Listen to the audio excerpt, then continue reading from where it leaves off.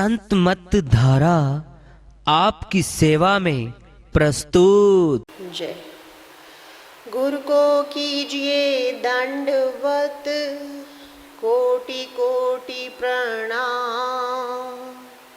कीट न जाने भृंग को, गुरु कर ले आप समान। 68 तीरथ गुरु चरणन में, परवी होत अखंड। सहजो ऐसा धाम नहीं, सकल अंड ब्रह्मांड। ज्ञान अंजन सद्गुरु दिया, अज्ञान अंधेर विनाश। ज्ञान अंजन सद्गुरु दिया, अज्ञान अंधेर विनाश।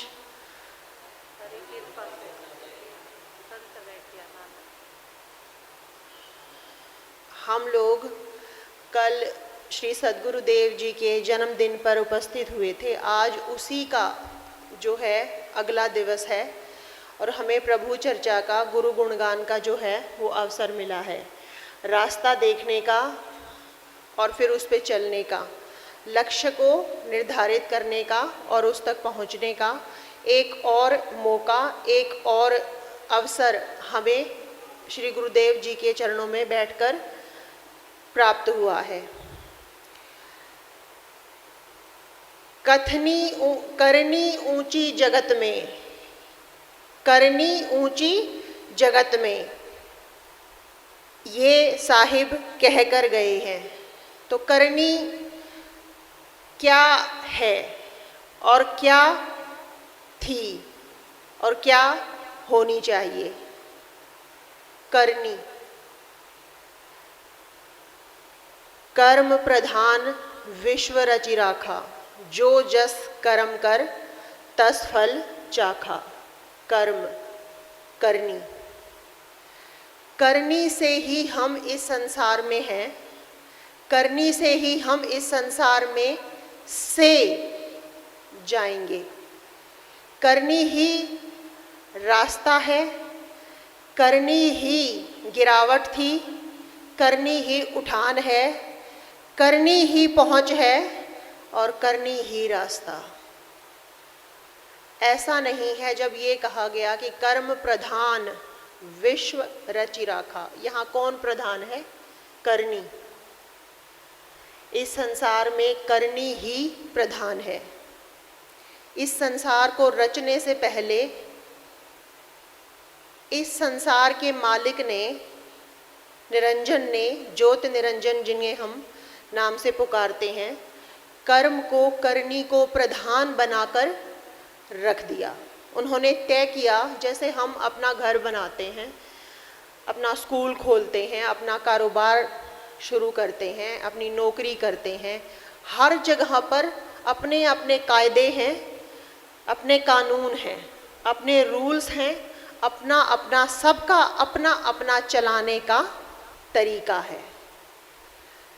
ऐसा क्या तरीका अपनाया जाए कि किसी की भी करनी का भार मुझे ना उठाना पड़े? ऐसा क्या किया जाए? कर्म प्रधान किस लिए रखा गया? मैं उस पर थोड़ा सा रोशनी डालने की कोशिश कर रही हूँ कि करनी क्या है। कर्म और काल को एक ही संज्ञा दी गई है। काल समय को भी कहा जाता है और काल करनी को भी कहा जाता है। करनी एक अर्थ में नहीं, बहुत सारे अर्थों में प्रयुक्त होने वाला शब्द है। जब ज्योत निरंजन ने अपने संसार का, अपने कारोबार का निर्माण तय किया, जब उसने ये तय किया कि मैं अपनी सृष्टि अलग बनाऊंगा, मैं अपना लोक अलग रचूंगा, तो उसे मालूम था कि जो सृष्टि तुम रचने जा रहे हो वो एक भांति की नहीं होगी।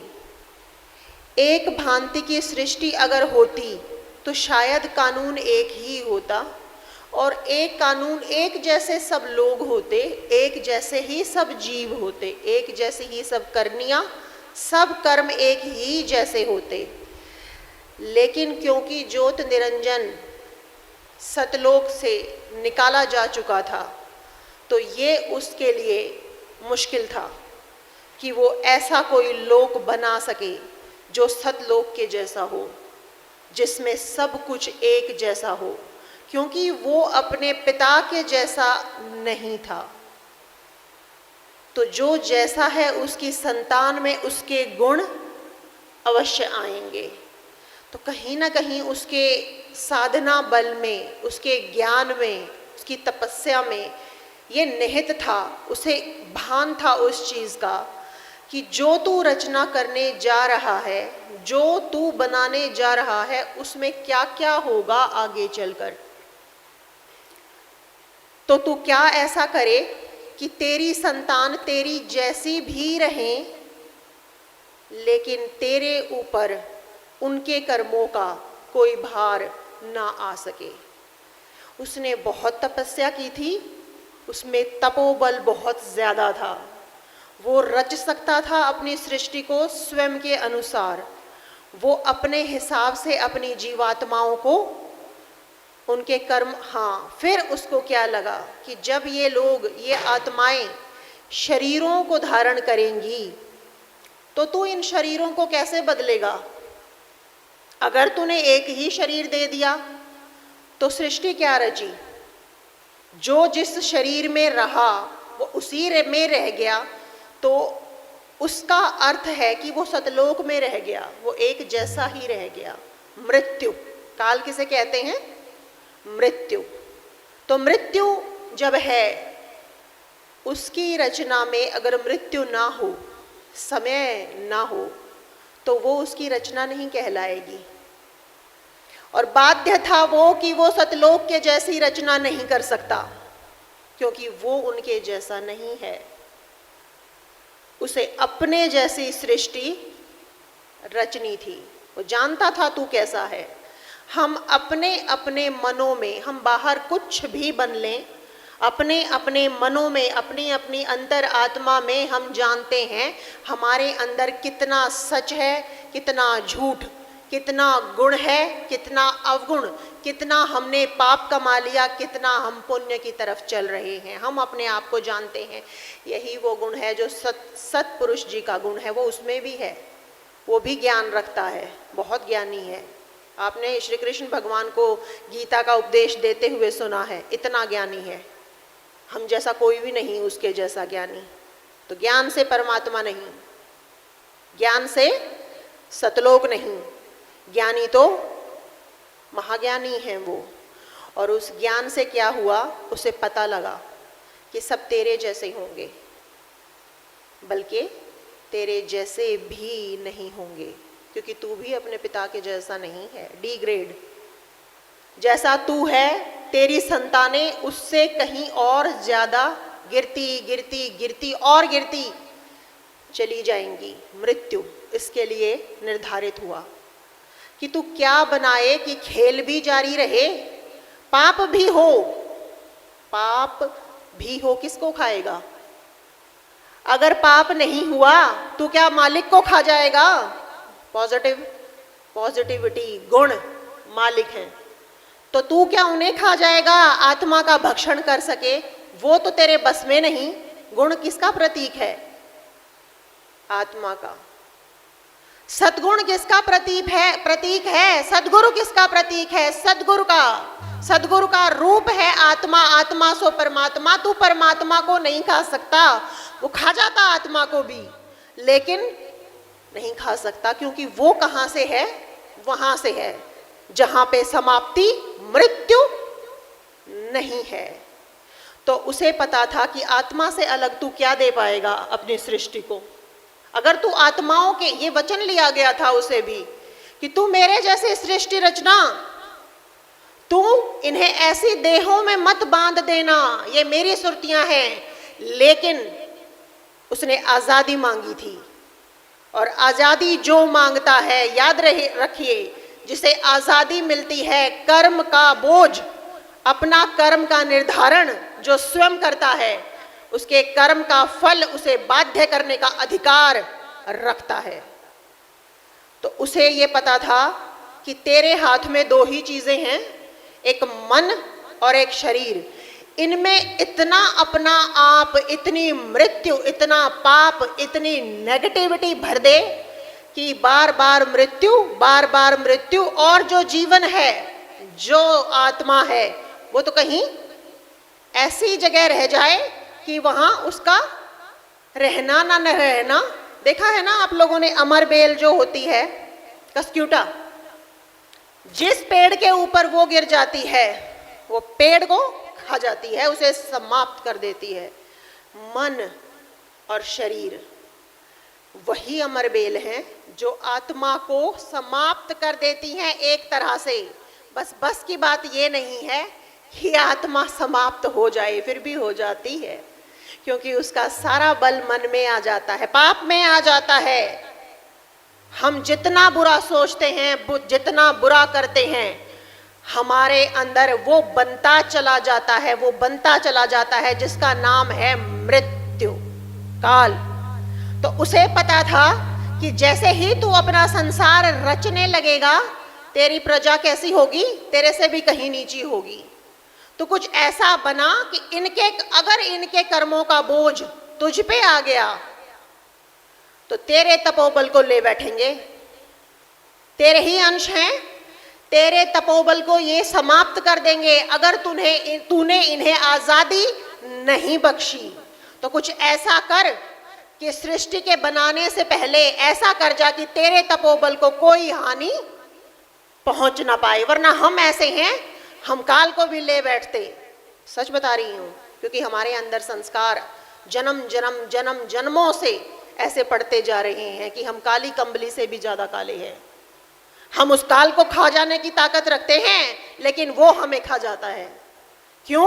क्योंकि हम सिर्फ और सिर्फ मन और शरीर हैं, अमर बेल हैं, हम अपने आप को चूस जाते हैं। हम ऐसे हैं, हम आत्मा होते हुए भी। और जैसे ही, तो मैं पहले यही कर लूं कि उसके जहन में जब ये बात आई कि ये तो तुझे भी ले बैठेंगे, तेरा जो इतना युगों का तप है वो समाप्त ना हो जाए, तू ऐसा क्या करे। तब उसने बोला, कर्म प्रधान विश्व रचि राखा, मैं स्वयं के रूप में रहूंगा, कर्म के रूप में रहूंगा, सबके अंदर जा बैठूंगा, लेकिन आजादी देता नहीं है, फिर भी दूंगा। तेरे में ताकत है तो आजादी ले ले, और तेरे में ताकत है तो गुलाम बन जा। गुलाम बनाऊंगा, लेकिन आजादी का बहकावा देके मजबूर करूंगा पाप कर, पर आजादी एक बार भुलावा जरूर दूंगा कि कर सकता है अच्छा भी, एक आवाज जरूर दूंगा, लेकिन करवाऊंगा वही जिसे खा सकूं। भूखा क्यों करूंगा? किसका ग्रास बनना है उसने डिसाइड कर लिया कि मेरी संतान है। जो कहा गया 1 लाख वो रोज खा जाता है। क्या खा जाता है वो? नेगेटिविटी। आत्मा को खा सके उसमें शक्ति नहीं है, मजबूर है, वो नॉनवेज खाएगा। नेगेटिविटी शरीरों को खा जाता है। हमारे शरीरों में पॉजिटिविटी नहीं होती, हमने मन का गुलाम बना रखा है अपने शरीरों को, इसीलिए कहा वो शरीर खा जाता है। उसने 6 शरीर दे दिए, देखो छूट तो बहुत दी है, 6 शरीर दे डाले। हम जब अपना कारोबार शुरू करते हैं, अपनी दुकान खोलते हैं, अपना बिजनेस करते हैं, हमें पूरा हक होता है। हमारे घर जब हम चलाते हैं, पिता निर्धारित करता है मेरे हिसाब से सब चलेगा, और जो औलाद उसके हिसाब से ना चले उसे हम अपनी संपत्ति से बेदखल कर देते हैं, वो भी कर देता है। अगर हम कर्म के गुलाम बनकर ना नाचें तो वो हमें वो भी नहीं देता जो ज्ञान है। ज्ञान है उसमें, ज्ञान कहीं ना कहीं मन से जुड़ता है, विवेक नहीं, ज्ञान। ज्ञान उसमें बहुत है। तो उसने ये डिसाइड किया कि इससे पहले कि मैं सृष्टि रचूं और ये पाप कर करके मुझे डुबो डाले, मैं पहले कर्म को प्रधान बना डालूं, ऐसा रच डालूं संसार को कि ये खुद ही बनाए, खुद ही खाए, खुद ही बनाए। ऐसा लगता रहे, प्रतीत होता रहे कि तू जो करेगा वो तुझे ही मिलेगा, तू मत कर। फिर क्या बोला? तू मत कर, मैंने तो तुझे मजबूर नहीं किया, उस तेरे पिता ने तो आवाज लगाई दी थी, तूने क्यों किया? तूने मेरी क्यों मान ली? तू मेरी ही क्यों मानता है? उसने ये कानून अपने लिए बनाया था। ये जो कर्म बन के वो हमारे अंदर और इस संसार में जो आ जाए वो कर्म ना करे, ये नहीं हो सकता। कर्म तो करेगा, शरीर से करेगा, नहीं करेगा शरीर से तो मन से करेगा, मन से नहीं करेगा तो शरीर से करेगा। आत्मा का कर्म तो बिचारी का एक ही था, अगर वो कर जाए तो बात ही बन जाए। कर्म तो देखो, करनी तो वो तीसरी भी है। क्यों हम दो में रह गए? या शरीर काम करता रह गया, करनी करता रह गया, या मन कर्म करता रह गया, करनी करता रह गया। क्यों? किस लिए? दोनों बैठ के मौज उड़ा गए। और पता है मौज क्यों उड़ा गए? क्योंकि हम जैसा मूर्ख कोई भी नहीं, हमें ही खाके और हम ही हंस रहे हैं। खुद को समाप्त करके खुद ही बड़े प्रसन्न हैं। आज की मौज कल की सजा पता है, फिर भी उसी दिशा में बढ़ेंगे। जब मुझे याद आता है कि साहिब कह के गए, मुझे बड़ा ही अहंकार पैदा होता है अपने आप में, स्वाभिमान पैदा होता है जब मैं मालिक का नाम लेती हूँ कि वो है तो सब कुछ है, सब कुछ कर सकते हैं हम। पर फिर याद आता है कि वो क्या कह के गए थे यहाँ से, उठाओ पर्दा नहीं है मुर्दा। ए दुनिया के नादान लोगों, तूने मुझे नहीं पहचाना। लड़ते ही रह गए, एक हिंदू एक मुसलमान रह गया। मैं सारी जिंदगी कहता चला गया हिंदू मुसलमान कुछ नहीं है, आत्मा को देखो, लेकिन जाते समय हरा दिया हम लोगों ने उन्हें, और हर बार हर पल वो हार रहे हैं हम में। यकीन करो, ऐसा नहीं कि वो उस वक्त हार कर चले गए तो आज उनकी जीत है। हमारे अंदर हार रहे हैं अब भी।